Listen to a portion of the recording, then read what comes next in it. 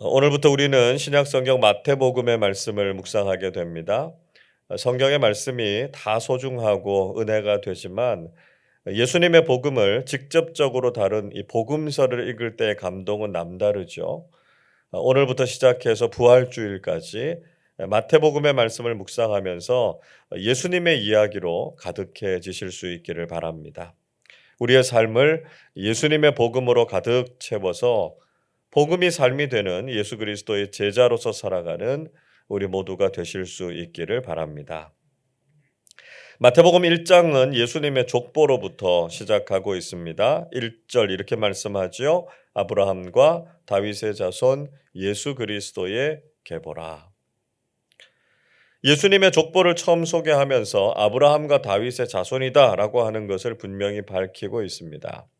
자손이라고 하는 헬라어 단어 휘오스라고 하는 말은 아들, 후손이라고 하는 뜻입니다. 이 원문 성경을 읽어보면 이 휘오스라고 하는 단어가 2번 반복되고 있습니다. 그래서 정확하게 번역하면 아브라함의 아들, 다윗의 아들 이렇게 번역할 수 있습니다. 마태는 복음서를 시작하면서 의도적으로 예수님께서 아브라함과 다윗의 후손으로 오셨다라고 하는 사실을 강조하고 있습니다. 왜냐하면 마태는 유대인들을 대상으로 해서 복음서를 썼고요. 유대인들은 구약 성경에서 예언하고 있는 메시아를 기다리고 있었습니다. 구약 성경에서는 아브라함의 자손 중에 다윗의 왕권을 이어받을 메시아가 오실 것이다 라고 하는 분명한 예언의 말씀이 있었습니다. 그렇기 때문에 예수님께서 아브라함과 다윗의 자손으로 오심으로 인해서 그 예언이 성취됐다라고 하는 것을 강조한 것이었습니다. 예수님께서 구약에서 예언한 메시아이심을 보여주기 위해서 아브라함과 다윗의 자손이라고 하는 표현을 제일 먼저 썼던 것이죠. 이어서 예수 그리스도의 계보에 대해서 소개하고 있습니다. 이 계보라고 하는 헬라어 단어 게네세오스라고 하는 말은 시작, 기원, 근원, 출생이라고 하는 뜻을 가진 게네시스라고 하는 말에서 파생된 단어입니다. 시작에 관한, 기원에 관한 그런 뜻입니다. 구약에도 족보가 나오지요. 이 톨레도트와 같은 의미라고 할 수 있습니다. 예수님의 근원이 어디에서부터인가라고 하는 것을 밝히고 있죠. 특히 마태복음은 이 예수님의 계보를 통해서 예수님께서 구약의 예언을 성취하신 메시아이시고 다윗 왕의 혈통을 잇는다라고 하는 이 정통성을 강조하고 있습니다. 마태복음 이외에도 또 하나 예수님의 족보가 나오는 것이 누가복음 3장입니다. 근데 마태복음에서 나오는 이 족보와 누가복음에서 나오는 족보는 아주 중요한 차이가 있습니다.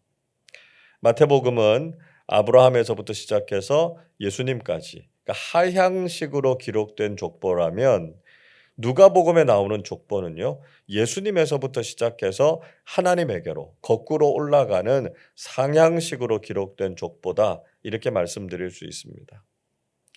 즉 마태복음이 구약의 예언을 성취하셨다라고 하는 차원에서 이 정통성을 강조한 것이라면 누가복음은 예수님께서 신적인 본질을 가지신 분, 즉 하나님이시다라고 하는 것을 강조한 내용이라고 할 수 있을 것입니다. 자, 마태복음 1장에 나타난 예수님의 족보가 가진 특징이 무엇이겠습니까? 마태복음에 나오는 예수님의 족보에는 이 5명의 여인들이 등장하고 있습니다. 일반적으로 성경에 나오는 족보에는 여성들의 이름이 거의 언급되지 않습니다. 당시 사회가 가졌던 이 문화적인 특징을 반영해서 성경에서도 남성 중심적으로 기록된 흔적들이 많이 있죠. 그런데 예수님의 족보만큼은 의도적으로 여성들에 대해서 언급하고 있습니다. 자, 이건 무엇인가 분명히 말하려고 하는 것이 있는 것이죠. 우선 예수님의 족보에는 인간적인 연약함이 담겨 있습니다. 3절 상반절에 보시면 유다는 다말에게서 베레스와 세라를 낳고 이렇게 기록하고 있습니다. 유다는 시아버지였고요. 다말은 며느리였습니다. 유다의 장남이었던 엘이 다말과 결혼해서 자식이 없이 죽었습니다. 그래서 동생인 오난이 형수에게 들어가서 대를 이어야 했지만 오난도 자신의 자식이 되지 못할 것을 알고 땅에 설정했다가 죽었습니다. 유다는 이러다가 막내 아들인 셀라까지 죽겠다 그렇게 생각해서 다말에게 막내를 주지 않았습니다. 그래서 다말이 창녀로 위장해서 시아버지인 유다와 동침하게 됐고요. 그래서 낳은 쌍둥이 아들이 베레스와 세라였습니다. 그러니까 시아버지와 며느리라고 하는 부적절한 관계, 그리고 율법의 의무와 책임을 소홀하게 했던 결과로 일어난 바람직하지 못한 일이었다라고 하는 것을 보여주는 것이죠. 또 6절 하반전의 말씀에 보면 다윗은 우리아의 아내에게서 솔로몬을 낳고 이렇게 기록하고 있습니다. 다윗은 위대한 성군이었지만 그에게는 뼈아픈 실수가 있었습니다. 그는 정욕의 눈이 멀어서 자신의 충신이었던 우리아의 아내 밧세바를 빼앗지 않았습니까? 오늘 본문에서는 밧세바라고 하는 이름도 언급하고 있지 않고요. 그냥 우리아의 아내 이렇게만 말하고 있습니다. 다윗이 부정하고 부적절한 관계로 솔로몬을 낳았다라고 하는 것을 밝히 드러내고 있습니다. 자, 이런 기록은 한 가문의 족보에서는 부끄러운 기록일 것입니다. 더구나 메시아의 족보에 이런 내용이 언급된다라고 하는 것은 있어서는 안 될 일이겠죠. 그렇지만 성경은 그것을 그대로 기록하고 있습니다. 그 이유가 무엇이겠습니까?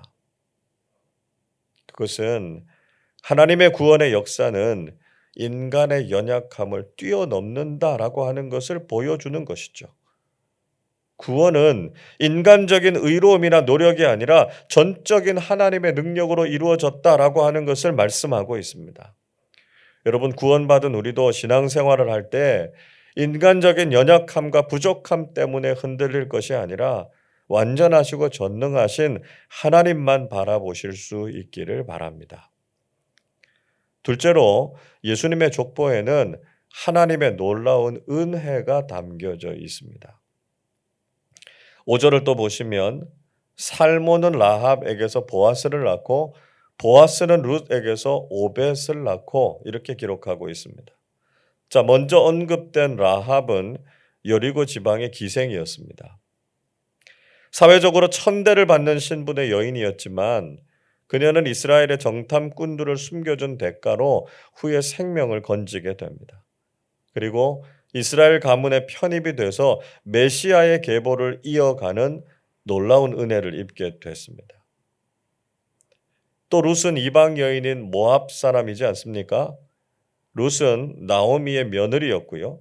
시아버지와 남편이 죽고 난 후에 시어머니를 따라서 낯선 땅 베들레헴까지 오게 됐습니다.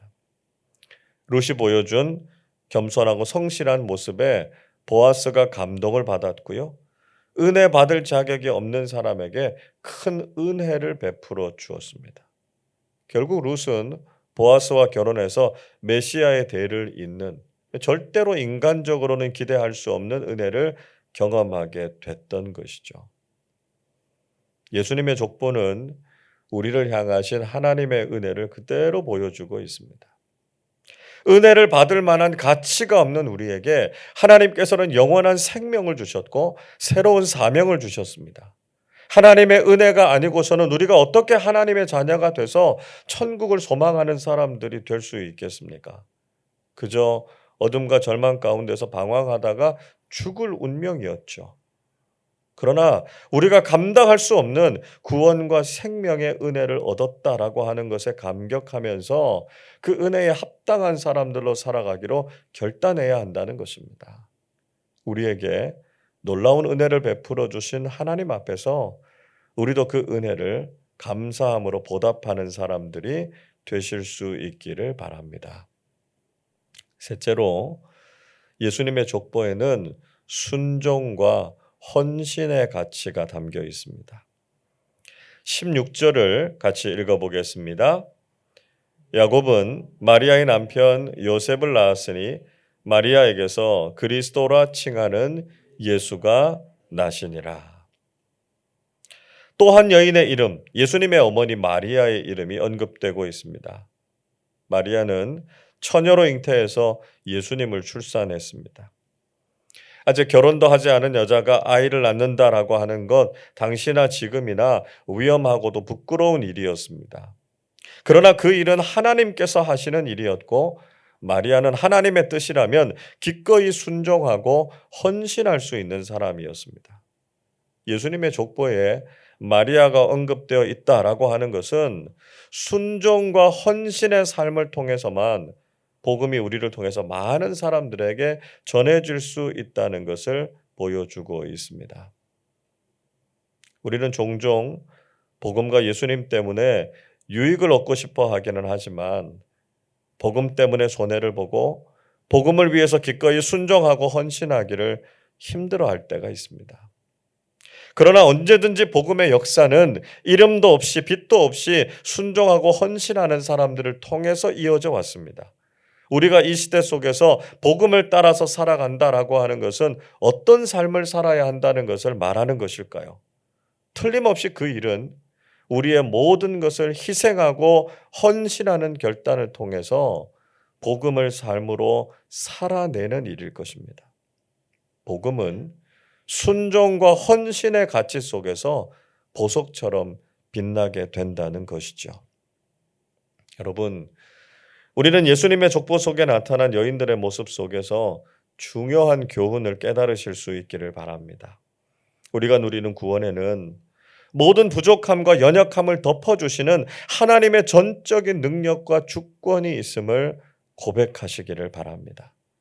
그렇기에 아무런 자격이 없는 우리에게 베풀어 주신 구원의 은혜에 감격하고 감사하는 사람들이 되시기를 바랍니다. 우리가 누리는 감당할 수 없는 은혜에 대해서 우리도 순종과 헌신으로 복음에 합당한 삶을 살아가실 수 있기를 바랍니다. 오늘도 우리가 예수 그리스도의 복음을 따르는 삶을 살아서 복음의 계보를 이어가는 신실한 믿음의 사람들이 다 되시기를 주님의 이름으로 축원합니다. 기도하겠습니다. 사랑과 은혜가 풍성하신 하나님 아버지, 오늘부터 매일 마태복음의 말씀을 통해서 예수님의 복음을 다시 음미하는 시간을 허락해 주셔서 감사드립니다. 예수님의 계보를 통해서 우리가 누리는 은혜가 얼마나 놀라운 것인지를 다시 깨닫게 해주심에 감사드립니다. 부족하고 연약한 우리에게 허락해 주신 하나님의 사랑, 아무런 자격이 없는 우리에게 베풀어 주신 그 놀라운 구원의 은혜, 그렇기에 이제는 복음을 위해서 드려야 할 우리의 순종과 헌신이 있어야 함을 고백하게 됩니다. 저희들이 오직 예수 그리스도의 복음을 위해서 온전히 헌신하는 삶을 살게 하여 주옵소서. 우리 모든 교우들이 삶의 자리에서 복음을 열심히 전하게 하시고 복음에 합당한 삶을 살아서 주님을 기쁘시게 하는 사람들 되게 하여 주시옵소서. 다시 추워지는 날씨 가운데 저희들의 건강과 안전을 지켜주시고 믿음과 신앙이 날로 새로워져서 성령 충만한 그리스도인들로 살게 해 주옵소서. 오늘 하루도 하나님의 은총과 사랑이 가득한 하루 되게 하여 주옵소서. 감사드리며 우리 주님 예수 그리스도의 이름으로 기도하옵나이다. 아멘.